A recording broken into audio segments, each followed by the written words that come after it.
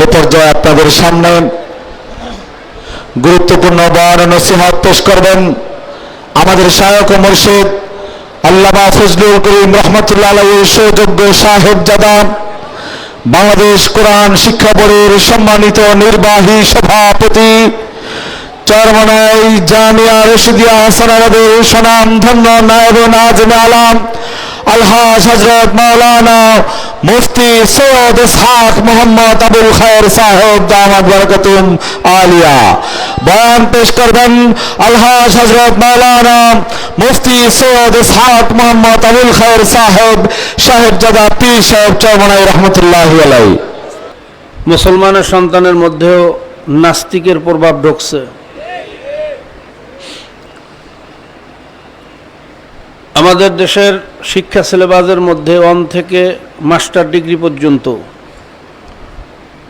আমরা যে সিলেবাসে পড়াশোনা করি, সরকারি সিলেবাস, এর কোথাও একটা মুসলমানের সন্তান কিভাবে মুসলমান হবে, ঈমান নিয়ে কিভাবে মারা যাবে, নামাজ কেমনে পড়বে, রোজা কেমনে রাখবে, এমনকি সূরা ফাতিহা শেখারও সুন্দর কোনো ব্যবস্থা নাই, ঠিক না? কিন্তু নাস্তিক কেমনে হবে এটা শেখার ব্যবস্থা আছে। শিক্ষা সিলেবাসের মধ্যে নাস্তিকের প্রভাব, সমাজের মধ্যে ব্যক্তিগত জীবন, সাংস্কৃতিক জীবন, সামাজিক জীবন, রাষ্ট্রীয় জীবন, সব জায়গায় নাস্তিকদের প্রভাব।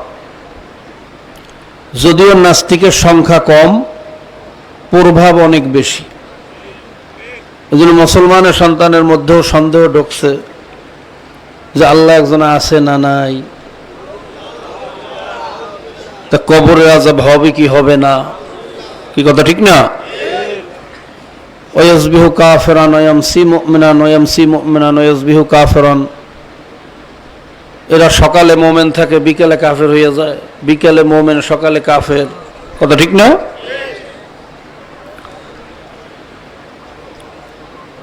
ভাইরা, বর্তমান জমানায় আবিষ্কার যত বাড়তেছে, আল্লাহ যে একজন আছে তার অস্তিত্ব তত বেশি প্রমাণ হইতেছে, কথা ঠিক না?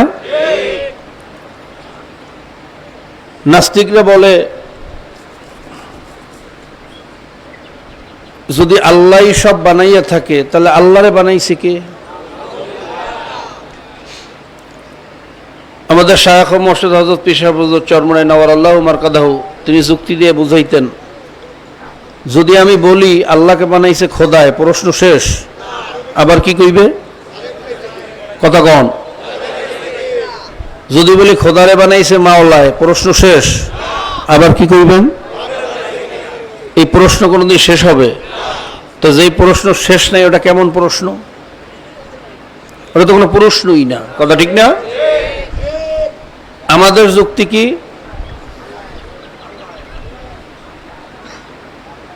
যেমন 3-এর আগে 2, 3-এর আগে 2-এর আগে 1-এর আগে 0-এর আগে কি? ঠিক তদ্রূপ হুয়াল আউয়ালু ওয়াল আখিরু ওয়াজ যাহিরু ওয়াল বাতিনু ওয়া হুয়া আলা কুল্লি শাইইন কাদির। আমার মাওলাই শুরু, আমার মাওলাই শেষ, আমার মাওলাই জাহির, আমার মাওলাই বাতেন, আমার মাওলাই সমস্ত ক্ষমতার মালিক। জোরে বলেন সুবহানাল্লাহ। ভাই, আল্লাহ যে একজন আছেন, উলামায়ে কেরাম এর সবচেয়ে বড় প্রমাণ হিসেবে পেশ করতেন মাওলার কালাম কোরআনুল কারীম। কোরআনুল কারীম সবচেয়ে বেশি প্রমাণ। ভাইরা, বড় আমাদের প্রমাণ কিভাবে হইল খুব ভালো করে খেয়াল করিয়েন। সংক্ষিপ্ত আলোচনা, সূক্ষ্ম আলোচনা। 1450 বছর আগে যখন কোনো টেলেক্স, ফ্যাক্স, স্যাটেলাইট, ইন্টারনেট কিচ্ছু ছিল না, কথা ঠিক না? ওই যুগে কোরআনুল কারীম নাজিল হইছে।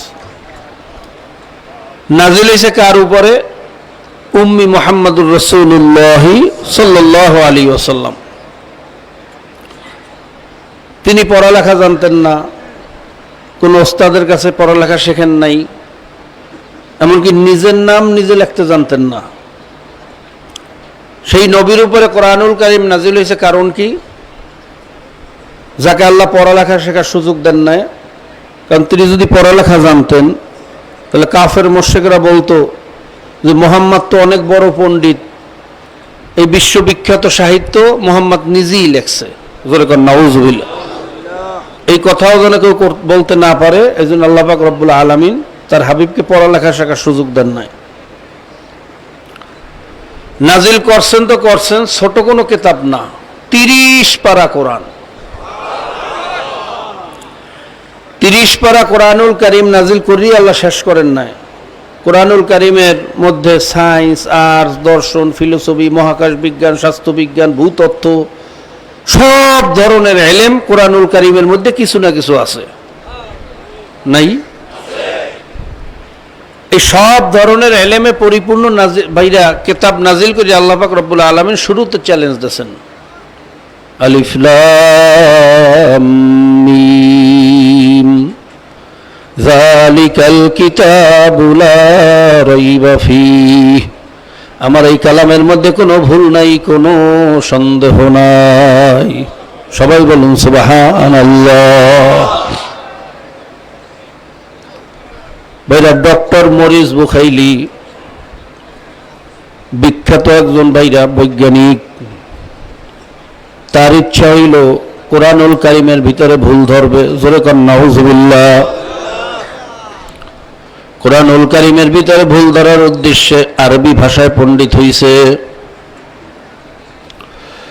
এরপরে কোরআনুল কারীম খুললে দেখে শুরুতেই লেখা যালিকাল কিতাবু লা রাইবা ফীহ।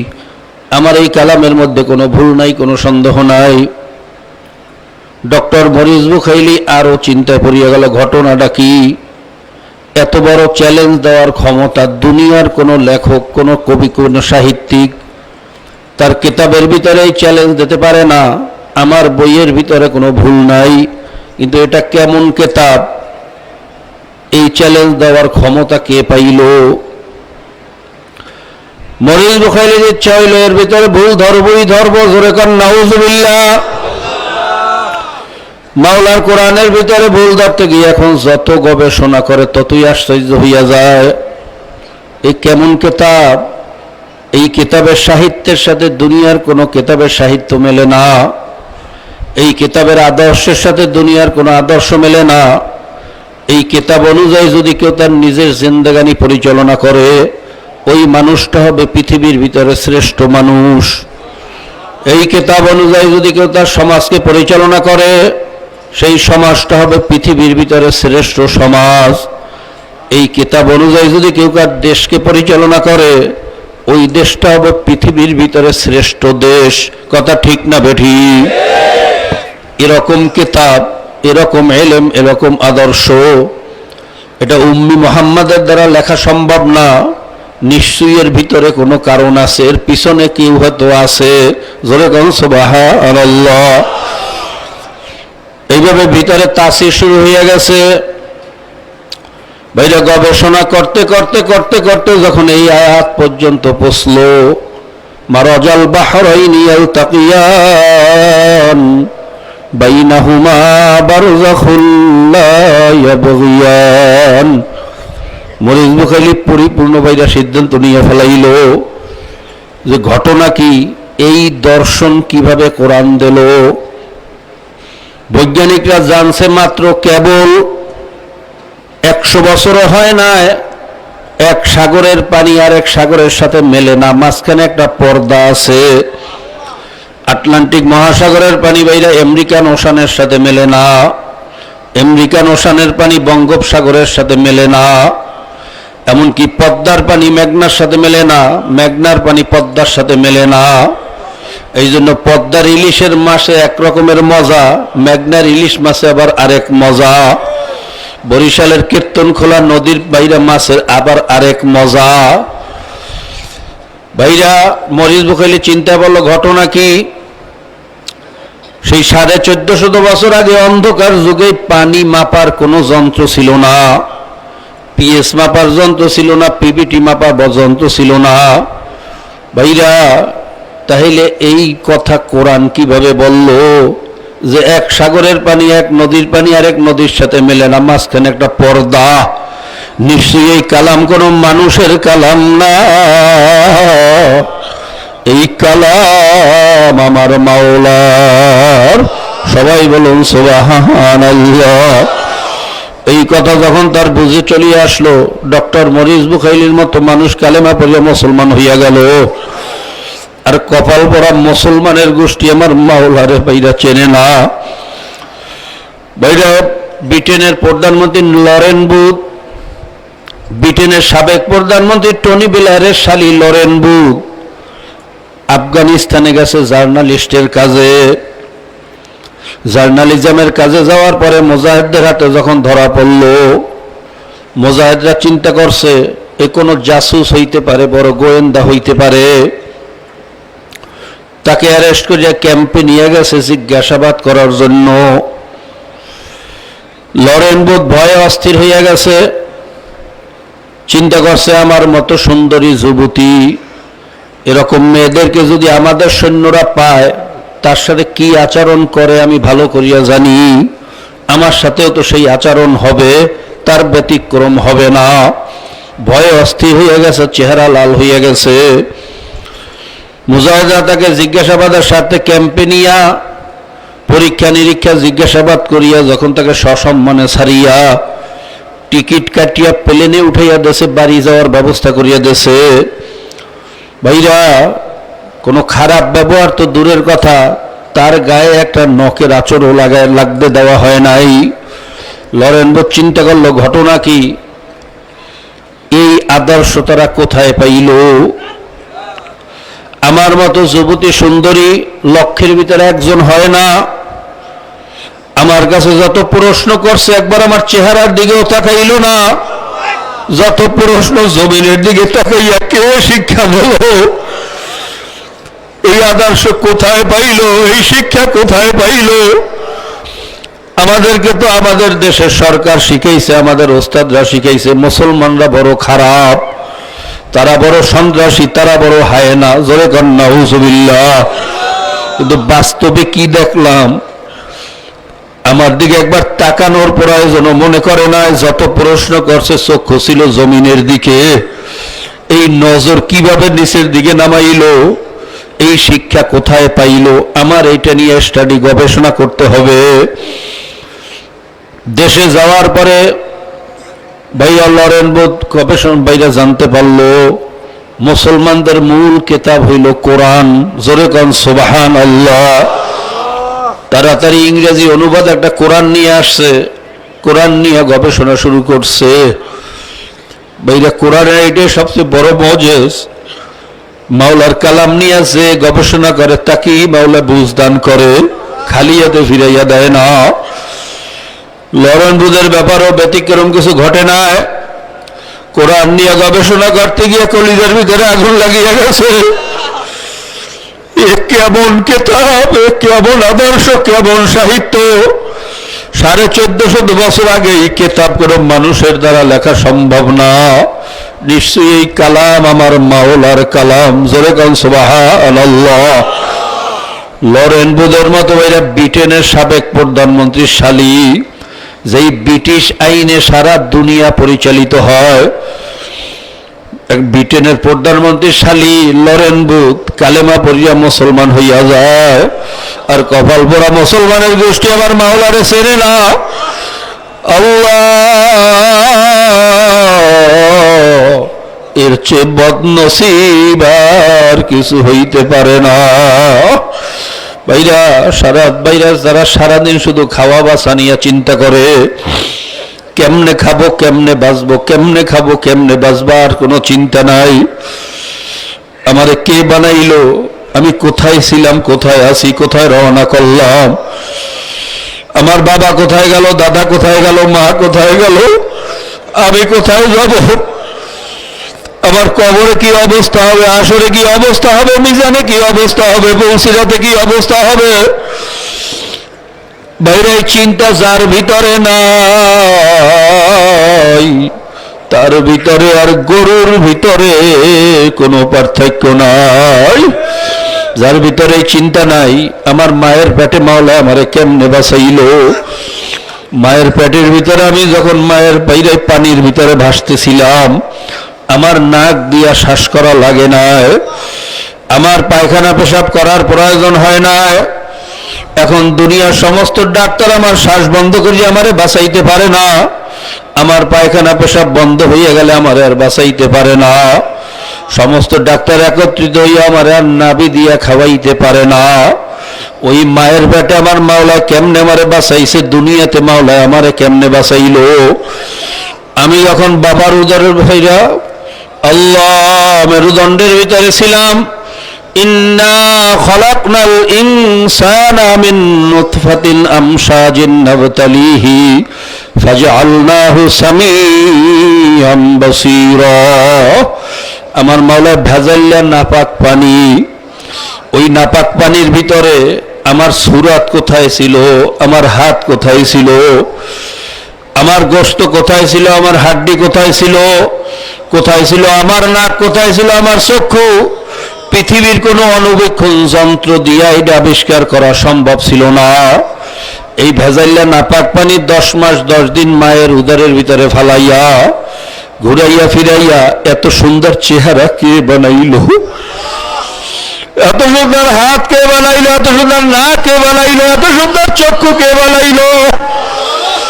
বাইরে চিন্তা যার ভিতরে নেই, গবেষণা যার ভিতরে নাই, তার ভিতরে আর গরুর ভিতরে কোনো পার্থক্য নাই।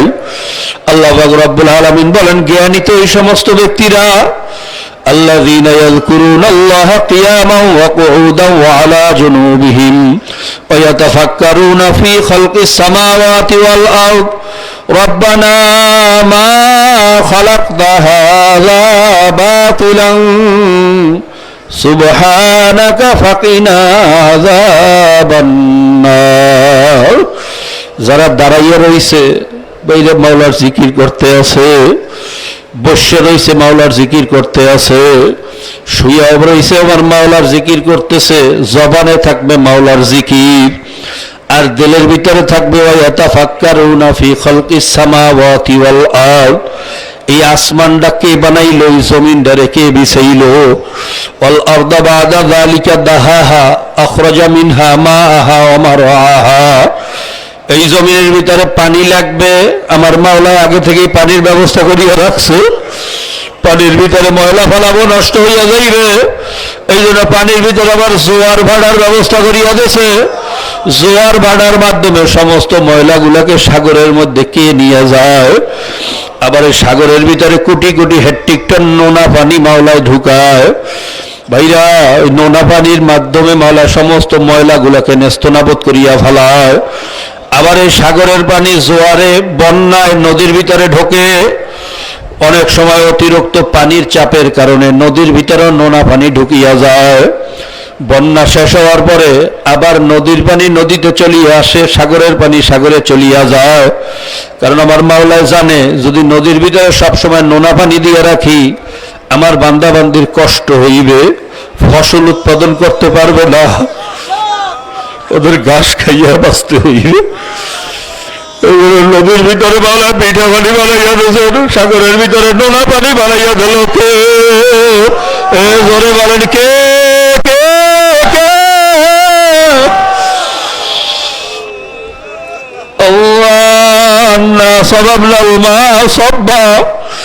আবার মাওলা শুধু জমিনে না আসমান থেকে পানি বর্ষণের ব্যবস্থা করছে। আলাম তারা আল্লাহ সাহাবা, আমার মাওলা মেঘগুলোকে উড়াইয়া নিয়ে আসে। সুম্মা ইউআল্লিফু বাইনাহু, একটা মেঘের সাথে আরেকটা মেঘের মিলন ঘটাইয়া দেয়। কখনো মেঘকে উপরে উঠায়, কখনো নিচের দিকে নামায়। ইউসিবু বিহি মাইয়াশা, আমার মাওলা যেখানে চায় সেখানে বৃষ্টি বর্ষণ করে। ওয়াসরিফু আম্মাইয়াশা, যেখানে চায় না সেখানে বৃষ্টি বর্ষণ করেন না। ইন্নাল্লাহ আলা কুল্লি শাইইন কদির, এই সব ক্ষমতা জোরে বলেন কার? আরো জোরে বলেন কার? আলাম তারা আন্নাল্লাহ ইয়াসজুদু মান ফিস সামাওয়াতি ওয়া মান ফিল আরদ, আসমান জমিন গ্রহ নক্ষত্র চন্দ্র সূর্য পাহাড় নদী খাল বিল সব আমি মাওলার হুকুম মানিয়ে চলে। সব আমি মাওলার সেজদা করে। আর তোরা 3.5 মানুষ অত বুদ্ধিমান হইয়া গেলি, তোরা আমি মাওলার হুকুম মানবি না, আমিও কিন্তু তোদেরকে ছাড়ব না। বাইরে আসলে আমরা নেমো খারাম হইয়া গেছি। আমাদের মতন নেমো খারাম বুঝি আর দুনিয়াতে কেউ নাই। ভাইরা একটা গরু সেই মাওলা বানাইছে, আমাদেরকে সেই মাওলাই বানাইছে। একটা গরুরে মাওলা কিভাবে লালন পালন করতেছে, যেখানে খাওয়া দাওয়া করে সেখানেই ঘুমায়, পায়খানা পেশাব করিয়া সারা শরীর মাখিয়া ফেলায়, সারা রাত্র মশার কামড়ে লেজলারে একটু আরামে ঘুমাইতেও পারে না। একটা কুকুর ঝুটা কাটা পচা গান্দা আমাদের উচ্ছিষ্ট খাইয়া বাসে। শীতের দিনে যেই পোশাক, গরমের দিনে একই পোশাক, ঠান্ডায় থরথর করিয়া কাঁপে। ভাইরা কতক্ষণ দৌড়িয়া চুলার পিঠে যায়, দেখে চুলা ঠান্ডা হইয়া গেছে, শীত মানে না, আবার দৌড়াইয়া পাতার মধ্যে লুকাও, দেখে এখানেও সহ্য করা যায় না, আবার দৌড়াইয়া নাড়া বলার ভিতরে যায়, ওখানেও সহ্য হয় না। সারারাত্র পাগলের মতো শুধু দৌড়ায়, একটু ঘুমের ব্যবস্থা হয় না। সকালবেলা দেখবেন চক্ষু দুইটা লাল হইয়া গেছে, পশমগুলা দাঁড়াইয়া গেছে। ভাইরা ওই পশুগুলারে যেই মাওলা বানাইছে, আমাদেরকে তো সেই মাওলাই বানাইছে। ওই পশুগুলারে মাওলা আমাদের চোখের সামনে এত কষ্ট দিয়া কেন লালন পালন করতে আছে? কারণ আমরা যেন ওই পশুদেরকে দেখার পরে মাওলা শুকরিয়া আদায় করি, মালিক তুমি তো ইচ্ছা করলে আমারও গরু ছাগলের মতো পালতে পারত, তুমি তো ইচ্ছা করলে আমারও কুকুরের মতো পালতে পারত। মালিক তুমি আমার জন্য এত নিয়ামতের ব্যবস্থা করলা, এত ফল, এত গোস্ত, এত পনির, এত দুধ, এত ঘি, এত রুটি, এত আপেল, এত কমলা, এত আনার, এত বেদানা। আল্লাহ এত নিয়ামত তুমি আমাদেরকে দান করছো, কেমনে শুকরিয়া আদায় করবো? কিন্তু না না না, ইন্নাল ইনসানা লিরাব্বিহি লাকানুদ, আমার মাওলা বলে ওরা বলো নেবো খারাপ, ওরা বলো নেবো খারাপ। আল্লাহ আমার মাওলা বলে নেবো খারাপ বান্দা বান্দিদেরকে আমি জাহান্নামের ভিতরেও ল্যাপটসের ব্যবস্থা রাখছি। অফি জাহান্নামা মিহাদু ওয়া মিন ফাওকিহিম গাওয়াশ। ভাইরা জাহান্নামী বান্দা বান্দিদেরকে আসমান জমিন বরাবর মোটা একটা তোষকের উপরে শোয়াইবে। গাওয়াশ মানে ল্যাপ বা ঢাকনা, কোটি কোটি মন ওজনের একটা ল্যাপ দিয়া ঢাকবে। ওই ল্যাপ তোষকের ভিতরে তুলার পরিবর্তে জাহান্নামের কাঠ কয়লা দিয়ে ভরবে। ওই তোষকের উপরে শোয়াইয়া ল্যাপ দিয়া ঢাকিয়া চতুর্পাশে প্যারাগ মারিয়া ভালো করিয়া আটকাইয়া আল্লাহ পাক রব্বুল আলামিন জাহান্নামের ফেরেশতাদেরকে বলবেন, এ জাহান্নামের ফেরেশতারা, এই নেমো খারাপদের ল্যাপ তোষকে একটু এখন জাহান্নামের আগুন লাগাইয়া দে। যখন জাহান্নামের আগুন লাগাইয়া দেওয়া হবে, ধাউ ধাউ ধাউ ধাউ ধাউ ধাউ করে আগুন লাগিয়া যাইবে। গুনাহগার বান্দা বান্দি সহ্য করতে পারবে না, শুধু কেচ্চর মতো মোড়াইতে থাকবে আর চিল্লাইতে থাকবে। লা ইয়ামুতু ওয়া লা ইয়াহইয়া, মানুষ মরবেও না বাঁচবেও না, শুধু মরি মরি অবস্থা হইবে, কিন্তু মওয়াত তালাশ করিয়া পাইবে না। আল্লাহ তুমি আমাদেরকে মাফ করিয়া দাও। বাইরে এই আগুন এত কঠিন আগুন হবে, দুনিয়ার আগুন তো পায়ে লাগলে পায়ে জ্বলে, হাত লাগলে হাত জ্বলে, যেই অংশে যা লাগে সেই অংশ জ্বালা পোড়া করে। কিন্তু জাহান্নামের আগুন এমন কঠিন, এমন শক্ত আগুন হবে, নারুল্লাহিল মুকাদাতুল্লাতী তাতালু আলাল আফিদা, শরীরের যে কোনো অঙ্গে লাগার সঙ্গে সঙ্গে কলিজাটা পর্যন্ত ভুনা হইয়া যাইবে। বেরোর 1 সেকেন্ডের আযাব সহ্য করার ক্ষমতা কোনো মানুষের নাই। আল্লাহ তুমি আমাদেরকে কঠিন আযাব থেকে মাফ করিয়া দাও। আল্লাহ ওই আযাব সহ্য করতে পারবো না। ভাইরা জাহান্নামের বয়ান কি করবো আমার বুঝাইয়া বলার ক্ষমতা নাই। আমাদের শায়খ ও মুর্শিদ হযরত পীর সাহেব হুজুর চরবনাই রাওয়াল্লাহু মারকাদাহু যখন জাহান্নামের বর্ণনা শুরু করতেন, মনে হইতো জাহান্নামের কিনারায় উপস্থিত হইয়া গেছি। যখন কিয়ামতের বর্ণনা শুরু করতেন, মনে জাহান্নামের মধ্যে বলে তো কিয়ামত শুরু হয়ে গেছে। বুঝাইয়া বলার ক্ষমতা আমার নাই। আল্লাহ তুমি সকলকে বুঝ দিয়া দাও। আল্লাহ তুমি সকলের দলের ভিতরে বুঝ পয়দা করিয়া দাও। আমাদেরকে জাহান্নামের আসামি বানাইও না। ভাইরা, জাহান্নামের অবস্থা, কিয়ামতের অবস্থা দেখার পরে সমস্ত নবীরা পর্যন্ত হুঁশ হারাইয়া ফেলাইবে। কিয়ামতের ময়দানে আল্লাহ পাক রব্বুল আলামিন জাহান্নামকে জিজ্ঞেস করবেন, ইয়াউমা নাকুলু লিজাহান্নামা হালিম তালাতি ওয়া তাকুলু হাল মিন মাজিদ, হাল মিন মাজিদ। জাহান্নামকে জিজ্ঞেস করবে, জাহান্নাম তোর ক্ষুধা মেটছে নাকি? যেই পরিমাণ গুনাহগার তোর পেটের ভিতরে দেওয়া হয়েছে, এটা খাওয়ার পরে তোর ক্ষুধা মেটছে নাকি?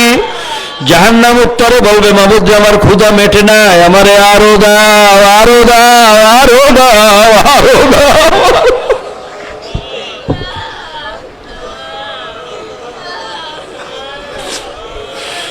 ক্ষুধার তো জাহান্নাম গুনাহগার থেকে দেখে ক্ষুধার তাড়না আরো বাড়িয়ে যাইবে। গুনাহগার দেখে খাওয়ার জন্য লাফাইয়া লাফাইয়া শুধু সামনের দিকে যাইতে থাকবে। এক একটা শিকলের সাথে 70,000 ফেরেশতা জাহান্নামকে যখন পিছনের দিকে টানিয়া ধরবে, জাহান্নাম বাধা পাইয়া গুরিম গুরিম গুরিম গুরিম আওয়াজ করা শুরু করিয়া দেবে। ক্ষুধার্ত জাহান্নামের গুরিম গুরিম আওয়াজে কিয়ামতের ময়দানটা থরথর থরথর থরথর করিয়া কাঁপতে থাকবে।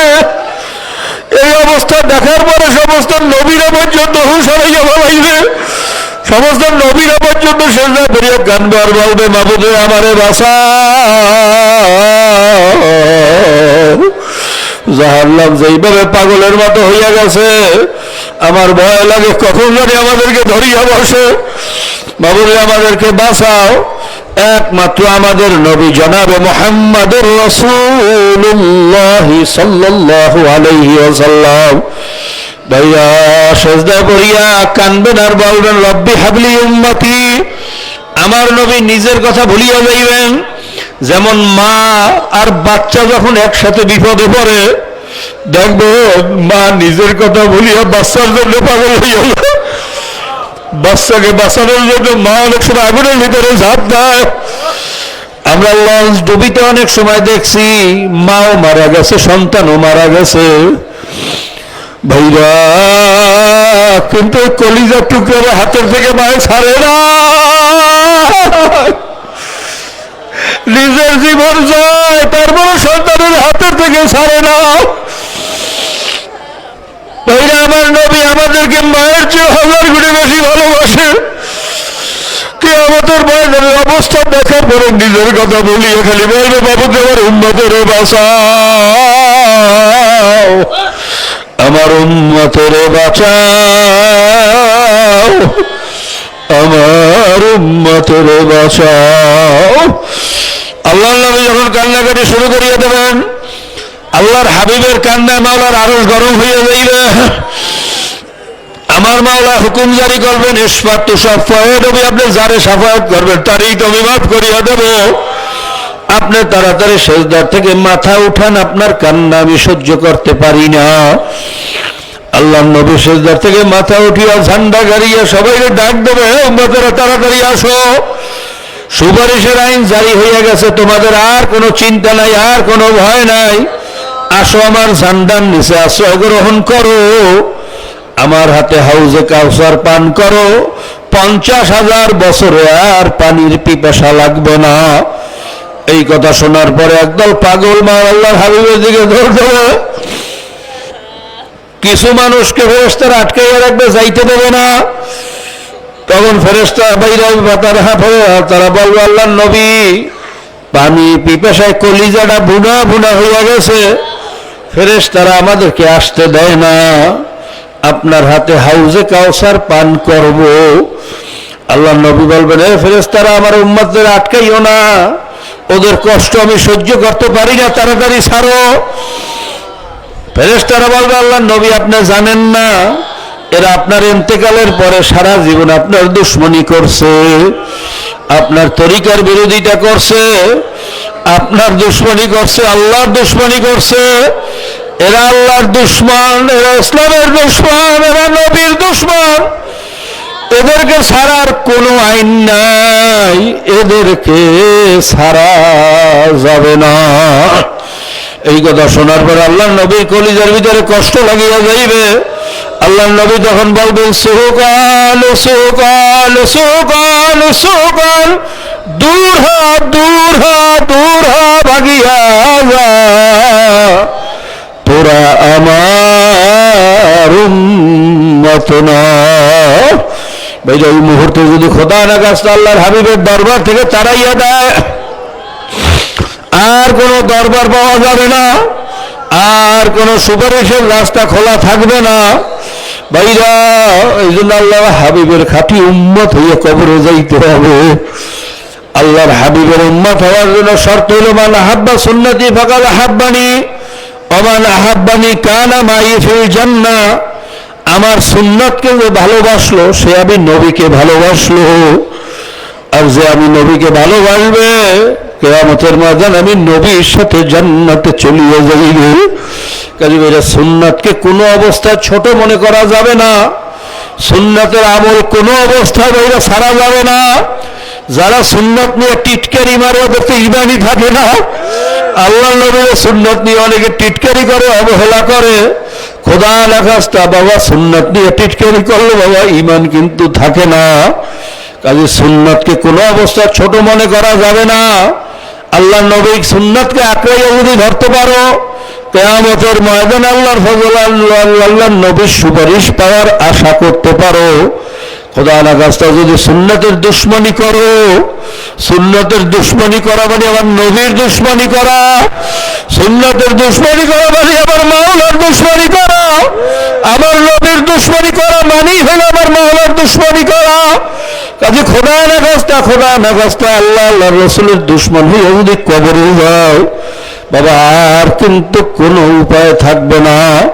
কাজে চরমনের মাহফিলে যখন আমার মাওলায় নিয়েই আসছে, বাবা জীবনে অনেক ভুল করছি, অনেক অন্যায় করছি, তওবা করিয়া ফেলাও।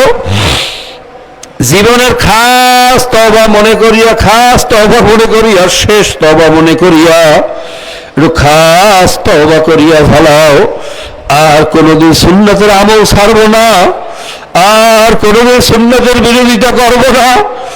এই মুহূর্তে নিয়ত করিয়া ফেলাও। বিগত দিনে যা ভুল করছো এই মুহূর্তে তওবা করিয়া ফেলাও। যদি তওবার মতো তওবা করতে পারি, আমার মাওলা বলছে আমিও খালি হাতে ফিরাইতে জানি না। যখন বান্দাবান্দি আমার কাছে মাথা নত করিয়া দোলডারে ভাঙিয়া তওবার জন্য উপস্থিত হইয়া যায়, মান জানি মান তাগাররাবা ইলাইয়া তালাক্তাইতাহু মিন বাইত। जब कोई बंदा बंदी मेरी तरफ आता है, शिकस्ता दिल आता है, टूटा हुआ दिल आता है, जब वो घबरा कर चारों तरफ मायूसी का समंदर दिखता है, आसमान उस पर टूट सा नजर आता है, जमीन उस पर तंग हो जाता है, चारों तरफ के दरवाजे जब उस पर बंद हो जाता है, मेरी दरवाजा कभी बंद नहीं होता। সবাই যখন দরজা বন্ধ করে আমার দরজা তখনও খোলা। আমি দরজা বন্ধ করতে জানি না। আমি তওবা করনেওয়ালা বান্দা বান্দিরে খালি হাতে ফিরাইতে পারি না। কাজে ওরা ভুল করছে, অন্যায় করছে, এই মুহূর্তে তওবা করো। কারণ এই রাত্রটা আপনার উপরে যায় না, না যায় বলা যায় না।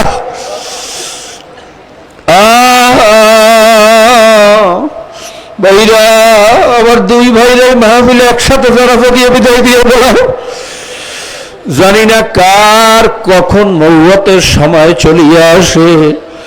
আজরাইল কিন্তু প্রত্যেকের পিছনে হাত পেতে ফেলে দারোগার মতো হ্যান্ডকাপ লইয়া ঘরে। মালিকের একটু হুকুমের অপেক্ষায় আছে রে বাবা।